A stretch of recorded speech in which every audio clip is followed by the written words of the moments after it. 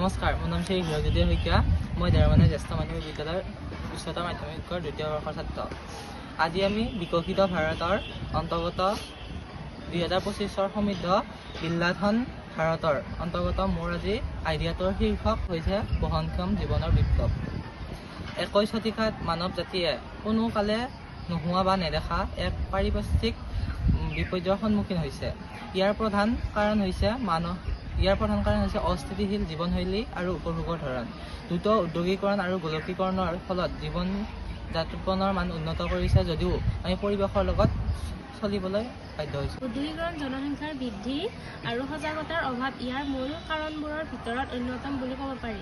ইয়াৰ ফলত গোলকীয় তাপমাত্ৰা বৃদ্ধি, জৈৱ বৈচিত্ৰ্যৰ অভাৱ, লগতে খোৱা পানীৰ সংকটে দেখা দিছে। স্থল প্ৰদূষণ হোৱাও দেখা গৈছে। ইয়াৰ উপৰিও প্ৰাকৃতিক দুৰ্যোগ ইয়াৰে ফল বুলি ক'ব পাৰি। ইয়াৰ ফলত মানুহৰ লগতে জীৱ-জন্তু আৰু গছ-গছনি প্ৰভাৱিত হৈছে। বিশেষকৈ দুৰ্বল আৰু বঞ্চিত লোকসকলে বেছিকৈ কষ্ট ভোগ কৰিবলগীয়া হৈছে।